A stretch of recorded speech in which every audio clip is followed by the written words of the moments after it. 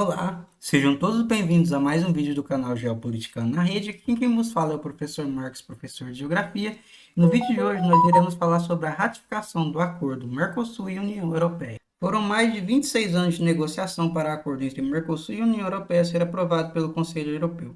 Ele deve ser assinado pela presidente da Comissão Europeia, Ursula von der Leyen, em breve. Em seguida, irá para a ratificação do Parlamento Europeu e do Legislativo dos 4 países que compõem o Mercosul: Argentina, Brasil, Paraguai e Uruguai, o que ainda não tem prazo para ocorrer. De acordo com a estimativa do Instituto de Pesquisa Econômica Aplicada, o IPEA, o Brasil será o maior beneficiado pelo acordo, ao menos em parâmetros econômicos. Segundo a instituição, a assinatura do tratado pode elevar o PIB brasileiro em 0,46%, ou 9,3 bilhões de dólares, considerando valores constantes de 2023 até 2040, um índice superior ao crescimento projetado para os demais países do Mercosul e para a União Europeia. O IPEA também estimou um crescimento de 1,49% nos investimentos no país. Dados divulgados pelo Itamaraty trazem um cenário um pouco mais modesto, mas ainda assim positivo: 0,34% de crescimento no PIB, cerca de 37 bilhões de reais, e aumento de 0,76% no investimento, 13,6 bilhões até 2044. O tratado cria a maior zona de livre comércio do planeta e prevê que cerca de 90% dos produtos negociados entre os países do bloco sejam total ou parcialmente isentos de tarifa. Parte deles serão isentos assim que o acordo passar a vigorar, enquanto outros produtos terão redução gradual, alguns de maneira mais célere e outros em prazos que ultrapassam 15 anos, como é o caso dos veículos elétricos fabricados pela União Europeia. Alguns produtos agrícolas considerados sensíveis para a economia, como a carne bovina e o etanol exportados pelos sul-americanos e os queijos exportados pelos europeus, terão cotas, sendo que os montantes que excederem esses limites serão tarifados. Para a assessora política do Instituto de Estudos Socioeconômicos, INESC, Carolina Alves, entretanto, a análise do acordo não deve se resumir à balança comercial e ao aumento da economia. Ela aponta motivos de preocupação, tanto do ponto de vista socioeconômico quanto na seara ambiental, como na transparência e na participação da sociedade civil. Abre aspas, quando a gente olha para a balança comercial, temos uma possibilidade muito grande de um ganho econômico, principalmente em relação à exportação dos nossos produtos da agropecuária e da mineração. Mas não dá para olhar só para a balança comercial, aponta. Para ela, um aumento da demanda das commodities brasileiras na Europa vai acabar direcionando ainda mais esforços de investimentos para o agronegócio, em detrimento do desenvolvimento industrial do país, setor que pode acabar enfraquecido pelo acordo, até pela maior concorrência de produtos da União Europeia. A assessora política do SNESC também destaca que esse aumento na demanda dos setores primários pode prejudicar os compromissos climáticos do país. A gente está falando de um aumento na produção de setores que são o maior vetor de desmatamento da nossa economia. Com um acordo, vamos precisar de mais terras para produzir as culturas e vamos emitir mais, sem falar nos impactos no solo, nas águas, dos povos indígenas e nas comunidades tradicionais, diz Alves. Para a especialista, o ideal seria voltar à mesa de negociação para garantir salvaguardas ambientais, o que ela admite que não deve ocorrer. Apesar das ressalvas, a assessora política fez questão de frisar que o INESC não é contra o comércio entre os blocos. Abre aspas, nós somos contra esse comércio desigual, que vai nos colocar nessa posição de estar vendendo nossos produtos primários e recebendo os produtos de maior valor agregado. É um acordo que pensa em comércio primeiro, meio ambiente depois. Comércio primeiro e sociedade, povos e comunidades tradicionais depois, afirma. Mais otimista em relação ao tratado, as professoras de Relações Internacionais da Universidade Federal de São Paulo, Regiane Bressan, afirma que o acordo deve trazer benefícios ao bolso do consumidor brasileiro, assim que começar a vigorar, com a redução dos preços de produtos importados do continente europeu. Vinhos, queijos e lácteos, azeites, chocolates e alguns destilados devem chegar mais baratos ao continente sul-americano. Se em um primeiro momento a tendência é que essa diminuição beneficie em especial as classes mais altas, a pesquisadora crê que o benefício alcance uma maior fatia da população no médio prazo, com o crescimento do país ao longo dos anos.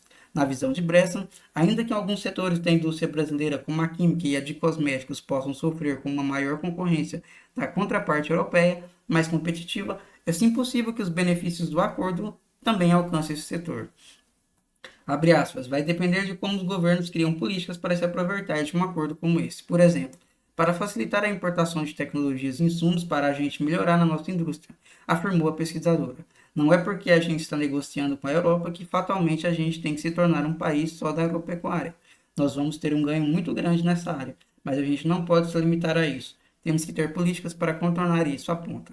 Se essas políticas vão ser criadas, depende de quem será o próximo presidente, diz Bressan. Falando do presente, eu acho que a gente poderia fazer mais. O agronegócio é um setor muito forte, que apela muito pelas vantagens em seu entorno. Isso acaba desviando um pouco os esforços para ele. Cabe ao governo ampliar os recursos e, sobretudo, ampliar as estratégias para a gente fazer uma nova industrialização, avalia a pesquisadora. Já em relação à questão ambiental, a professora da Unifesp afirma que dependerá menos do acordo e mais das políticas que estamos implementando. Abre aspas, eu não sei se estou sendo muito otimista, mas acho que negociar com a Europa em termos ambientais é menos pior do que com a China, maior parceiro comercial do Brasil, que não está nem um pouco preocupada, diz. A negociação do acordo Mercosul-União Europeia, iniciada ainda no século passado, em um contexto de governos neoliberais, passou anos interrompida por conta de divergências relacionadas às questões agrícolas, às instabilidades políticas na América do Sul e ao protecionismo europeu. O diálogo foi retomado em meados da década de 2010 e a União Europeia e o Mercosul anunciaram a conclusão técnica em 2019. A permanência de desacordos contra as exigências ambientais, em um momento em que o Brasil, sob Bolsonaro, via os índices de desmatamentos escalarem, no entanto, seguiu travando a assinatura. Esse impasse foi resolvido no âmbito técnico entre 2023 e 2024, quando os negociadores dos blocos enfim fecharam o texto e o tema de meio ambiente saiu da seara comercial e passou para a arena da cooperação. A despeito disso, a oposição dos setores agrícolas na Europa seguiu sendo um impedimento a uma conclusão política do governo. Apenas recentemente, quando o governo da Itália passou a apoiar o tratado e a União Europeia prometeu um benefício econômico bilionário aos agricultores, é que a aprovação do Conselho Europeu se mostrou viável. Para a professora Regiane Bressan, seguem existindo divergências internas dos países da União Europeia, mas o acordo surge como uma alternativa aos desafios globais. Em um contexto de tarifaço dos Estados Unidos de Donald Trump, o acordo perpassa muito mais por questões estratégicas do que meramente por uma liberalização tarifária. Tem a ver com o interesse e um desejo geopolítico da União Europeia de resgatar a sua área de influência aqui na América Latina, frente aos países do BRICS, sobretudo a China, em termos econômicos e também frente aos Estados Unidos, que estão às avessas com o multilateralismo, com as organizações internacionais e com a ordem econômica internacional, explica. A despeito disso, a votação do acordo no Conselho Europeu foi apertada e a maioria qualificada exigida. 15 dos 27 Estados-membros, que precisavam representar 65% da população do bloco, foi atingida por pouco. A oposição ao acordo derrotada foi capitaneada pela França e pela Polônia, impulsionadas justamente por seus setores agrícolas. Também votaram contra a Irlanda, a Hungria, a Áustria, enquanto a Bélgica se absteve, de acordo com a agência Reuters. Para Bressan, apesar dos embates, a tendência é que o acordo seja de fato ratificado pelo Parlamento Europeu e pelos países do Mercosul e passe a vigorar. As disposições que não tratam exclusivamente dos aspectos comerciais ou tarifários, no entanto, como acordos técnicos sobre patentes, direitos autorais e compras governamentais, precisarão ser aprovadas pelos parlamentos de cada país da União Europeia, em um caminho mais complexo. O bloco europeu é composto por Alemanha, Áustria, Bélgica, Bulgária, Chipre, Dinamarca, Eslováquia, Espanha, Estônia, Finlândia, França, Grécia, Hungria, Irlanda, Itália, Letônia, Lituânia, Luxemburgo, Malta, Países Baixos, Polônia, Portugal, República Tcheca, Romênia e Suécia. A União Europeia é a segunda maior parceira comercial do Mercosul, tanto em relação a exportações quanto a importações, atrás apenas da China. Além da Argentina, Brasil, Paraguai e Uruguai, o bloco sul-americano também é composto pela Venezuela, mas o país está suspenso desde 2017 por sua ruptura da ordem democrática e não está envolvido no acordo, ao menos por hora. A Bolívia aderiu ao bloco oficialmente no ano passado, mas ainda não adota as disposições tarifárias do Mercosul, o que deve ocorrer até 2028. Chile, Colômbia, Equador, Guiana, Panamá, Peru e Suriname são associados ao bloco, mas não serão impactados pelo acordo. Somados, Mercosul e a União Europeia totalizam 618 milhões de pessoas e alcançam um PIB de cerca de 28 trilhões de dólares, cerca de 120 trilhões de reais. Atualmente, a balança comercial entre Brasil e Estados Unidos é levemente favorável para os europeus.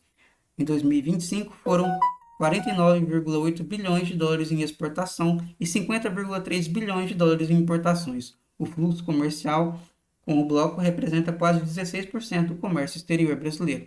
De acordo com a presidente da Comissão Europeia, Ursula von der Leyen, as exportações da União Europeia para o Mercosul devem crescer quase 50 bilhões de euros, cerca de 311,5 bilhões de reais até 2040, enquanto as exportações do Mercosul poderão aumentar em até 9 bilhões de euros, cerca de 56 bilhões de reais com o acordo.